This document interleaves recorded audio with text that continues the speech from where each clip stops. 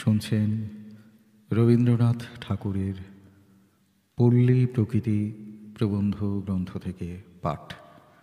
আজকের প্রবন্ধ দেশের কাজ।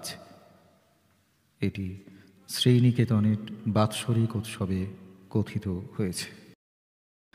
আমাদের শাস্ত্রে বলে 6টি রিপুর কথা: কাম, ক্রোধ, লোভ, মোহ, মদ ও মাৎসর্য। তাকেই রিপু বলে যাতে আত্মবিস্মৃতি আনে। এমনি করে নিজেকে হারানোই মানুষের সর্বনাশ করে। এই রিপুই জাতির পতন ঘটায়। এই 6টি রিপুর মধ্যে চতুর্থটির নাম মোহ। সে অন্ধতা আনে দেশের চিত্তে, অসারতা আনে তার প্রাণে, নিরুত্তম করে দেয় তার আত্মকর্তৃত্বকে। মানব স্বভাবের মূলে যে সহজাত শক্তি আছে তার প্রতি বিশ্বাস সে ভুলিয়ে দেয়। এই বিহ্বলতার নামই মোহ।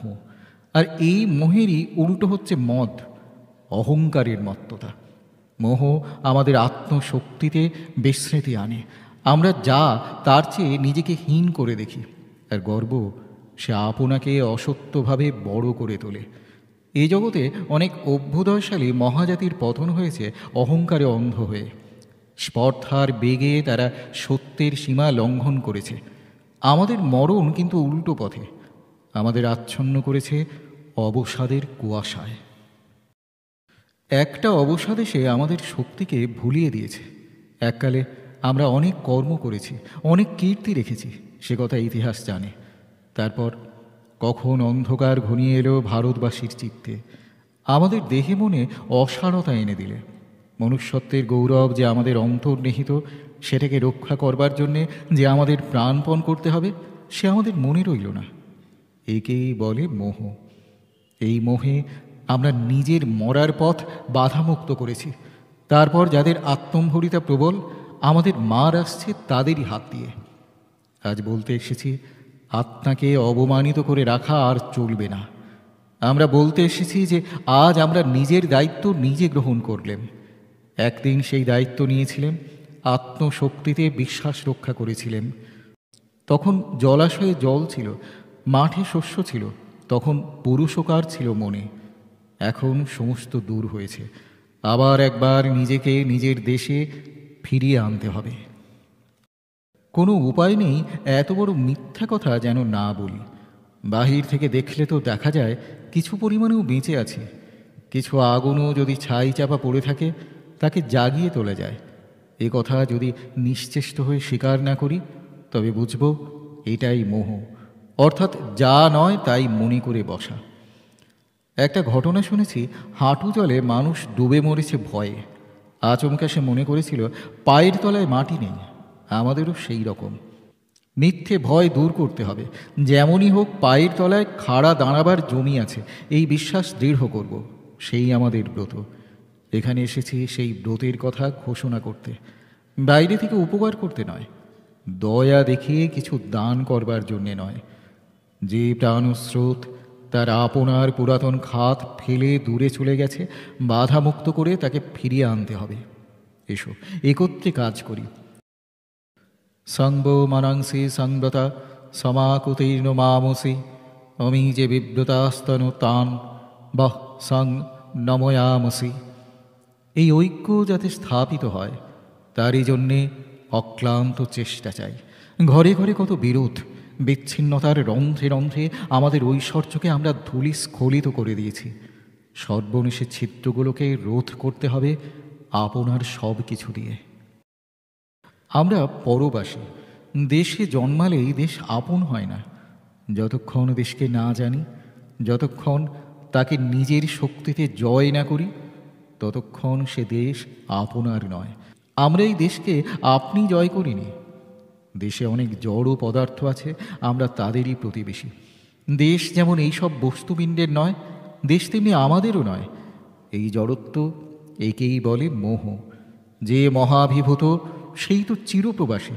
সে জানে না সে কোথায় আছে, সে জানে না তার সত্য সম্বন্ধ কার সঙ্গে। বাইরের সহায়তার দ্বারা নিজের সত্যবস্তু কখনোই পাওয়া যায় না। আমার দেশ আর কেউ আমাকে দিতে পারবে না। নিজের সমস্ত ধন মৌন প্রাণ দিয়ে দেশকে যখনই আপন বলে জানতে পারব, তখনই দেশ আমার স্বদেশ হবে। পরবাসে স্বদেশে যে ফিরেছি তার লক্ষণ এই যে দেশের প্রাণকে নিজের প্রাণ বলেই জানি।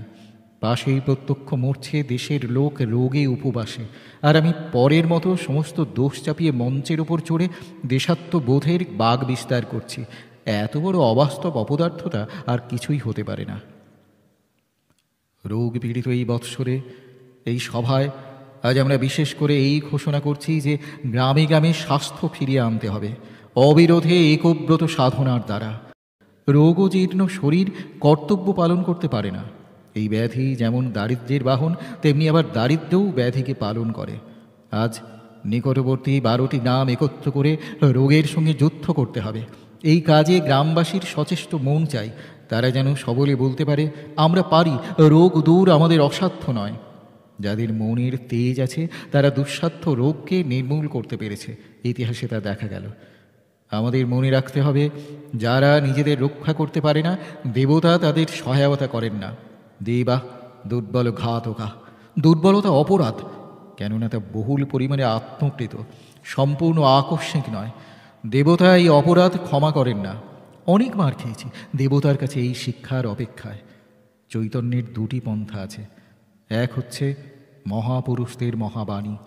তারা মানব প্রকৃতির গভীর তলে চৈতন্যকে উদ্বোধিত করে দেন। তখন বহুধা শক্তি সকল দিক থেকেই জেগে ওঠে, তখন সকল কাজই সহজ হয়। আবার দুঃখের দিনও শুভ দিন, তখন বাহিরের ওপর নির্ভরের মোহ দূর হয়। তখন নিজের মধ্যে নিজের পরিত্রাণ খুঁজতে প্রাণপণে উদ্যত হয়ে উঠি। একান্ত চেষ্টায় নিজের কাছে কি করে আনুকূল্য দাবি করতে হয়, অন্য দেশে তার দৃষ্টান্ত দেখতে পাচ্ছি।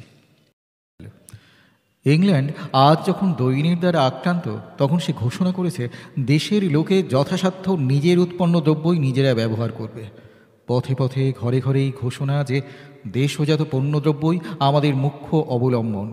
বহুদিনের বহু অন্নপুষ্ট জাতের মধ্যে যখনই বেকার সমস্যা উপস্থিত হলো, তখনই দেশের ধন নিরন্নদের বাঁচাতে লেগেছে। এর থেকে দেখা যায় সেখানে দেশের লোকের সকলের চেয়ে বড় সম্পদ দেশব্যাপী আত্মীয়তা। তাদের উপরে আনুকূল্য রয়েছে সদা জাগ্রত, তাতে মনের মধ্যে ভরসা হয়। আমরা বেকার হয়ে মরছি, অথচ কেউ আমাদের খবর নেবে না, এ কোনো মতেই হতে পারে না। এই তাদের দৃঢ় বিশ্বাস। এই বিশ্বাসে তাদের এত ভরসা। আমাদের ভরসা নেই। মারি, রোগ, দুর্ভিক্ষ জাতিকে অবসন্ন করে দিয়েছে। কিন্তু প্রেমের সাধনা কই, সেবার উদ্যোগ কোথায়? যে বৃহৎ স্বার্থ বুদ্ধিতে বড় রকম করে আত্মরক্ষা করতে হয়, সে আমাদের কোথায়? চোখ বুজিয়ে অনেক তুচ্ছ বিষয়ে আমরা বিদেশির অনেক নকল করেছি। আজ দেশের প্রাণান্তিক দৈন্যের দিনে একটা বড় বিষয়ে ওদের অনুবর্তন করতে হবে। কোমর বেঁধে বলতে চাই, কিছু সুবিধার ক্ষতি, কিছু আরামের ব্যাঘাত হলেও নিজের দ্রব্য নিজে ব্যবহার করব। আমাদের অতি ক্ষুদ্র সম্বল যথাসাধ্য রক্ষা করতে হবেই। বিদেশে প্রভূত পরিমাণ অর্থ চলে যাচ্ছে, সব তার ঠেকাবার শক্তি আমাদের হাতে এখন নেই। কিন্তু একান্ত চেষ্টায় যতটা রক্ষা করা সম্ভব, তাতে যদি শৈথিল্য করি, তবে সে অপরাধের ক্ষমা নেই। দেশের উৎপাদিত পদার্থ আমরা নিজে ব্যবহার করব, এই ব্রত সকলকে গ্রহণ করতে হবে। দেশকে আপন করে উপলব্ধি করবার একটি প্রকৃষ্ট সাধনা।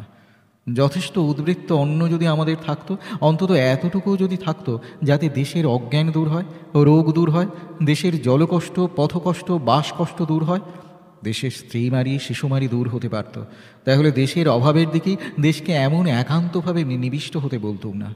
কিন্তু আত্মঘাত এবং আত্মগ্লানি থেকে উদ্ধার পাবার জন্যে সমস্ত চেষ্টাকে যদি উদ্যত না করি, অদ্যকার বহু দুঃখ, বহু অবমাননার শিক্ষা যদি ব্যর্থ হয়, তবে মানুষের কাছ থেকে ঘৃণা ও দেবতার কাছ থেকে অভিশাপ আমাদের জন্য নিত্য নির্দিষ্ট হয়ে থাকবে, যে পর্যন্ত আমাদের জীর্ণ হাড় কখানা ধুলার মধ্যে মিশিয়ে না যায়। শুনলেন রবীন্দ্রনাথ ঠাকুর রচিত পল্লী প্রকৃতি গ্রন্থ থেকে পাঠ। আজকের প্রবন্ধ ছিল দেশের কাজ। এটি লেখা হয়েছিল 1932 সালের 6 ফেব্রুয়ারি।